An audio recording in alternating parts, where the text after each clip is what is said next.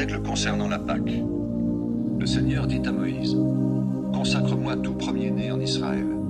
Oui, le premier garçon d'une femme et le premier petit d'un animal sont à moi. » Moïse dit au peuple, « Souvenez-vous du jour d'aujourd'hui où vous êtes sortis d'Égypte, de ce pays où vous étiez esclaves. C'est grâce à sa puissance que le Seigneur vous a fait sortir de là. Vous ne mangerez donc pas de pain fait avec du levain. C'est aujourd'hui que vous êtes partis pendant le mois des épis. Vous fêterez cet anniversaire ce mois-là, quand le Seigneur vous aura fait entrer dans le pays des Cananéens. C'est aussi le pays des Hittites, des Amorites, des Hivites et des Jébusites. C'est le pays que le Seigneur a juré à vos ancêtres de vous donner, un pays qui déborde de lait et de miel. Pendant 7 jours, vous mangerez du pain sans levain. Le 7e jour, vous ferez une fête en l'honneur du Seigneur. Tous ces jours-là, vous mangerez du pain sans levain. Dans tout votre pays, on ne devra trouver chez vous ni pain levé, ni levain. Pendant cette fête, vous donnerez cette explication à vos enfants. Nous faisons cela à cause de ce que le Seigneur a fait pour nous quand nous sommes sortis d'Égypte. C'est grâce à sa puissance que le Seigneur vous a fait sortir d'Égypte. Cette fête sera pour vous un souvenir, tout comme une marque sur votre bras ou sur votre front. Elle vous rappellera que vous devez annoncer la loi du Seigneur. Chaque année, vous suivrez ces règles à la date fixée. Moïse dit encore au peuple d'Israël, « Le Seigneur vous conduira en Canaan. Il vous donnera ce pays, comme il l'a promis à vos ancêtres et à vous-même. Alors vous lui offrirez tous vos fils aînés et tous les premiers-nés mâles de vos troupeaux. Ils sont au Seigneur. Le premier petit de l'ânesse, vous le remplacerez par un mouton ou un cabri, ou bien vous le tuerez en lui brisant le cou. Mais tous les fils aînés de votre peuple, vous les rachèterez avec de l'argent. Plus tard, quand vos enfants vous demanderont « Pourquoi faites-vous cela ?» vous répondrez « C'est grâce à sa puissance que le Seigneur nous a fait sortir d'Égypte, le pays de l'esclavage. » Le roi d'Égypte refusait de nous laisser partir.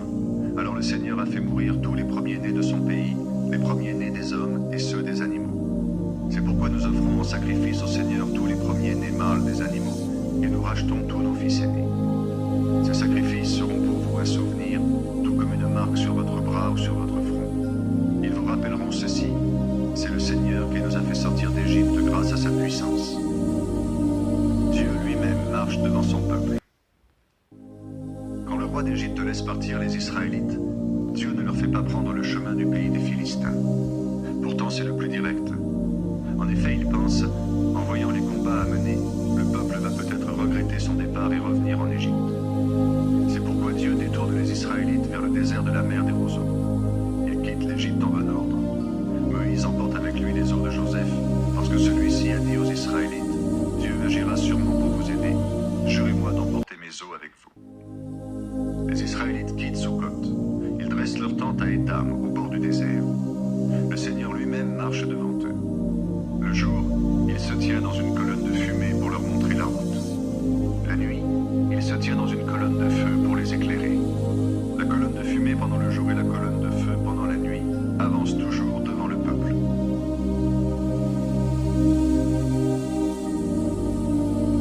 Les Égyptiens poursuivent les Israélites.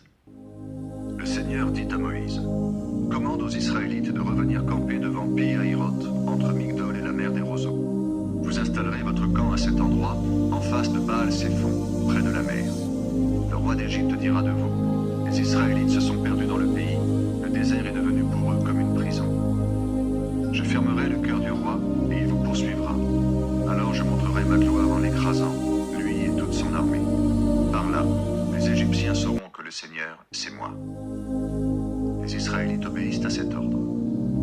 On dit au roi d'Égypte, le peuple d'Israël est parti. Alors le roi et les gens qui l'entourent changent d'avis au sujet des Israélites. Ils disent, qu'est-ce que nous avons fait là en les laissant partir? Ils ne pourront plus être nos esclaves. Le roi fait atteler son char et il part avec son armée. Il prend avec lui ses 600 meilleurs chars, suivis de tous les autres chars d'Égypte. Sur chaque char, il y a une équipe de 3 hommes. Le Seigneur ferme le cœur du Pharaon, roi d'Égypte, et celui-ci se met à poursuivre les Israélites. Mais les Israélites sortent d'Égypte en levant la main en signe de liberté. Les Égyptiens les poursuivent avec leurs chevaux, leurs chars, leurs cavaliers et toute l'armée du roi d'Égypte. Et ils les rattrapent près de Pi-Hahiroth, devant Baal-Séphon, là où ils campent près de la mer. Comme le roi d'Égypte approche, les Israélites lèvent les yeux. Ils ont très peur. Ils se mettent à appeler le Seigneur avec force et ils disent à Moïse, « Tu nous as amenés ici dans le désert pour nous faire mourir. Pourquoi donc? Est-ce qu'il n'y avait pas assez de tombes en Égypte? Pourquoi est-ce que tu nous as fait sortir de ce pays? Quand nous étions en Égypte, nous t'avons dit, laisse-nous servir les Égyptiens. Nous aimons mieux travailler pour eux que de mourir dans le désert. Moïse répond au peuple d'Israël, n'ayez pas peur, résistez. Vous allez voir comment le Seigneur va vous sauver aujourd'hui.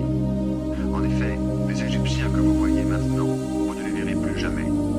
Le Seigneur va combattre à votre place, et vous n'aurez rien à faire. Dieu ouvre un passage à travers la mer. Le Seigneur dit à Moïse, pourquoi est-ce que tu m'appelles au secours? Dis aux Israélites de se remettre en marche.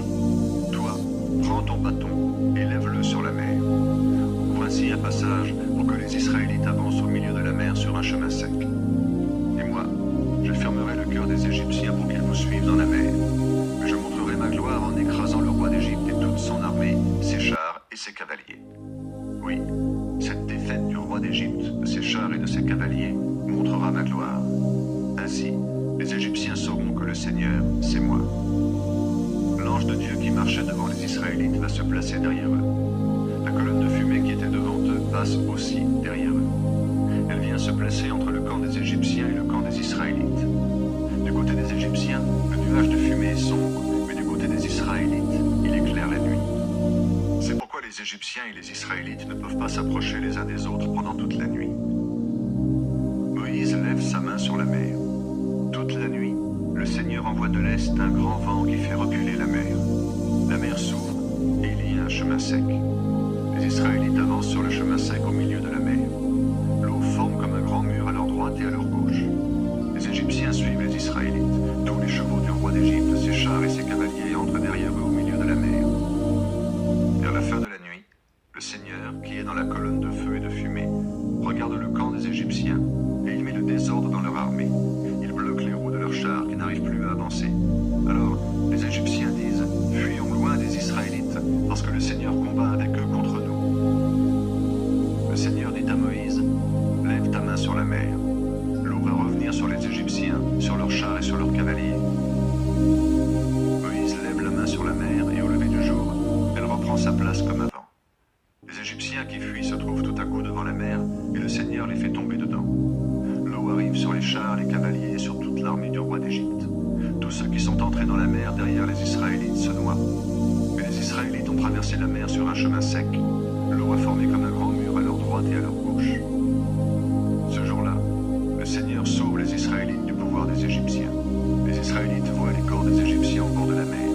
Les Israélites voient que le Seigneur a agi avec puissance contre les Égyptiens. Alors, ils reconnaissent que le Seigneur est grand. Ils mettent leur confiance en lui et en Moïse, son serviteur.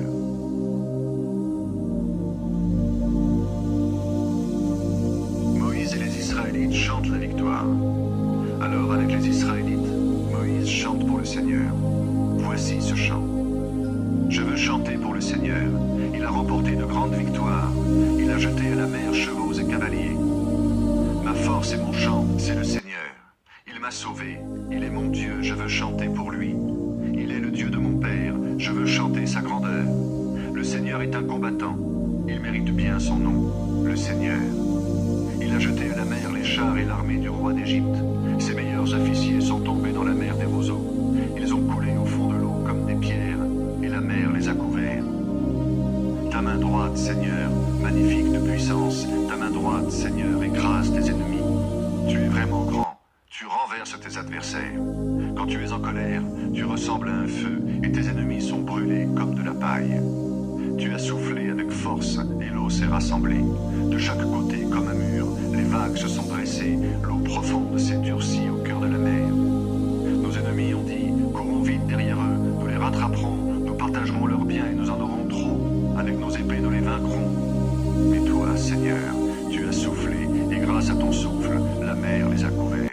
Ils ont coulé comme du plomb au fond de l'eau puissante. Seigneur, qui est comme toi parmi les dieux? Qui est comme toi, brillant de sainteté, digne de louange? Ta grandeur est terrible et tes actions extraordinaires. Tu as levé ta main droite et nos ennemis ont disparu sous la terre. Tu as libéré ton peuple, tu le conduis avec amour. Ta force le guide vers ton pays, vers le lieu où tu habites. En entendant cette nouvelle, les pays voisins tremblent. Philistins sont malades de peur, les chefs d'Édom sont effrayés, les princes de Moab tremblent aussi, et les Cananéens sont complètement découragés. Ils ont vraiment très peur. Tu agis avec puissance. Alors ces gens-là sont comme des pierres, ils ne peuvent plus rien dire pendant que ton peuple passe, ce peuple que tu as acquis. Maintenant tu le conduis là-bas, sur la montagne qui t'appartient. C'est là que tu vas l'installer, Seigneur.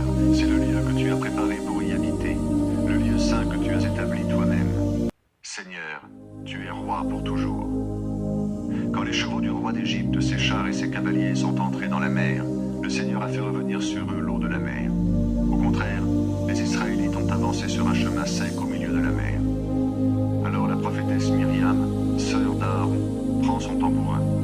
Toutes les femmes d'Israël la suivent en dansant au son des tambourins. Myriam chante devant elle ce refrain. Chantez pour le Seigneur, il a remporté une grande victoire, il a jeté à la mer chevaux et cavaliers. La marche des Israélites dans le désert. L'eau de Mara devient potable.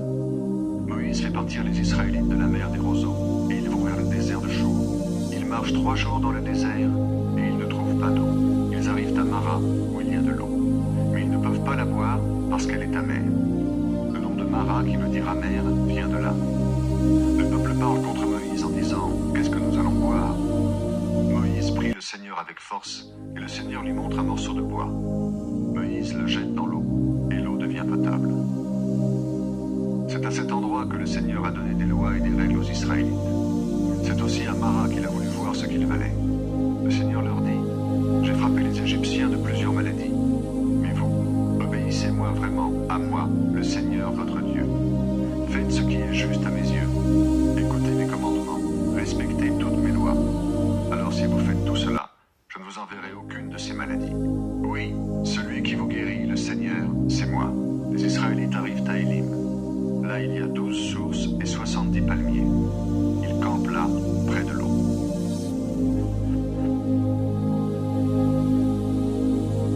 Dieu nourrit son peuple. Les Israélites partent d'Élim. Le 2e mois après la sortie d'Égypte, le 15 du mois, toute la communauté d'Israël arrive au désert de Sin. Celui-ci est situé entre Élim et le mont Sinaï. Là, dans le désert, toute la communauté d'Israël parle contre Moïse et Aaron. Ils disent « Le Seigneur aurait dû nous faire mourir en Égypte. Là-bas, nous étions assis près de nos marmites pleines de viande et nous avions assez à manger. Mais vous nous avez fait venir dans ce désert pour nous laisser tous mourir de faim. » Le Seigneur dit à Moïse « Pour vous, je vais faire pleuvoir de la nourriture du haut du ciel. Chaque jour, les gens sortiront du camp. Ils ramasseront ce qu'il faut pour une journée. Ainsi, je verrai ce que vous valez et je saurai si vous suivez ma loi, oui ou non. Le 6e jour, quand vous préparerez ce que vous aurez rapporté, il y en aura 2 fois plus que les autres jours. » Moïse et Aaron disent à tous les Israélites, « Ce soir, vous saurez que c'est le Seigneur qui vous a fait sortir d'Égypte. Et demain matin, vous verrez sa gloire, car il vous a entendu parler contre lui. Vous parlez contre nous, pourquoi donc? Nous ne sommes pas importants. » Puis Moïse continue. Vous verrez que c'est le Seigneur quand il vous donnera de la viande à manger le soir et tout le pain que vous voulez le matin. Oui, le Seigneur vous a entendu parler contre lui. Nous ne sommes pas importants. Ce n'est pas contre nous que vous avez parlé. C'est bien contre le Seigneur. Ensuite, Moïse dit à Aaron, « Le Seigneur a entendu toute la communauté d'Israël parler contre lui. Dis-leur de venir devant lui. » Aaron parle à toute la communauté. Pendant ce temps, les Israélites regardent dans la direction du désert. Tout à coup, ils voient la gloire du Seigneur dans le nuage de fumée. Le Seigneur dit à Moïse, « J'ai entendu les Israélites parler contre moi. Tu leur diras, ce soir vous mangerez de la viande, et demain matin vous aurez tout le pain que vous voulez. Ainsi vous saurez que le Seigneur votre Dieu, c'est moi. » Le soir, des cailles arrivent, et elles se posent sur tout le camp. Le matin, le sol est mouillé tout autour du camp. Quand le sol redevient sec, des petits grains blancs, très fins, restent par terre. Les Israélites regardent et se disent entre eux, « Qu'est-ce que c'est ?» En effet, ils ne savent pas ce que c'est. Mais Moïse leur dit, « C'est le pain que le Seigneur vous donne à manger. Voici ce que le Seigneur commande. Chacun doit ramasser ce qui lui est nécessaire. Prenez-en à peu près une mesure par personne. Tenez compte du nombre de personnes qui vivent dans la même tente. » Les Israélites obéissent. Quelques-uns en ramassent plus, d'autres en ramassent moins. Ils mesurent ce qu'ils ont ramassé. Celui qui en a plus n'a pas trop à manger. Celui qui en a moins ne manque pas de nourriture. Chacun a pris ce qui lui était nécessaire. Règle au sujet de la nourriture venue du ciel. Moïse leur dit encore, ne gardez rien jusqu'à demain. Certains n'écoutent pas Moïse. Ils gardent de la nourriture jusqu'au matin. Mais elle est pleine de vers et elle sent très mauvais. Alors Moïse se met en colère contre eux. Tous les matins, chacun ramasse ce qui lui est nécessaire. Quand le soleil devient chaud, la nourriture qui reste par terre fond. Le 6e jour, les Israélites ramassent 2 fois plus de nourriture, à peu près 2 mesures pour chacun. Tous les chefs de la communauté viennent le dire à Moïse. Moïse leur répond, c'est un ordre du Seigneur. Demain c'est le sabbat, le jour du repos. C'est un jour pour le Seigneur. Faites cuire ce que vous voulez cuire, faites bouillir ce que vous voulez bouillir. Ce qui reste, gardez-le jusqu'à demain matin. Les Israélites gardent cette nourriture jusqu'au jour suivant, comme Moïse l'a demandé. Et elle est bonne à manger. Il n'y a pas de verre dedans, et elle ne sent pas mauvais. Moïse dit, mangez cette nourriture aujourd'hui. Aujourd'hui c'est le jour du sabbat, le jour du Seigneur. Vous ne trouverez rien à manger autour du camp. En effet, pendant 6 jours, vous pouvez ramasser cette nourriture sur le sol. Mais le 7e jour, c'est le sabbat. Vous n'en trouverez pas. Pourtant, le 7e jour, quelques Israélites sortent pour chercher de la nourriture. Ils ne trouvent rien. Alors le Seigneur dit à Moïse, « Est-ce que vous allez refuser encore longtemps d'obéir à mes commandements et à mes enseignements? Moi, le Seigneur, je vous ai donné le sabbat. C'est pourquoi le 6e jour, je vous donne aussi à manger pour 2 jours. Alors le 7e jour, chacun doit rester chez soi. Personne ne doit sortir de chez soi. Ainsi, le peuple d'Israël se repose le 7e jour. Les Israélites donnent à cette nourriture le nom de manne. Elle est formée de petits grains blancs et elle a le goût d'un gâteau au miel. Moïse dit, voici l'ordre du Seigneur. Remplissez de manne un récipient. Vous la garderez pour vos enfants et les enfants de leurs enfants. Ainsi ils verront la nourriture que je vous ai donnée dans le désert quand je vous ai fait sortir d'Égypte. Moïse dit à Aaron, prends un récipient et mets dedans une part de manne. Place-le devant le Seigneur afin de garder un peu de manne pour vos enfants et les enfants de leurs enfants. Aaron obéit au commandement que le Seigneur a donné à Moïse. Il place le récipient devant les tablettes de l'Alliance pour qu'on le garde à cet endroit. Les Israélites mangent de la manne pendant 40 ans, jusqu'à leur arrivée dans un pays habité. Ils en mangent donc jusqu'à leur arrivée à la frontière du pays de Canaan. La part pour chaque personne est d'une mesure. Cette mesure, appelée homère, correspond à 1/10 de l'unité de mesure appelée épha.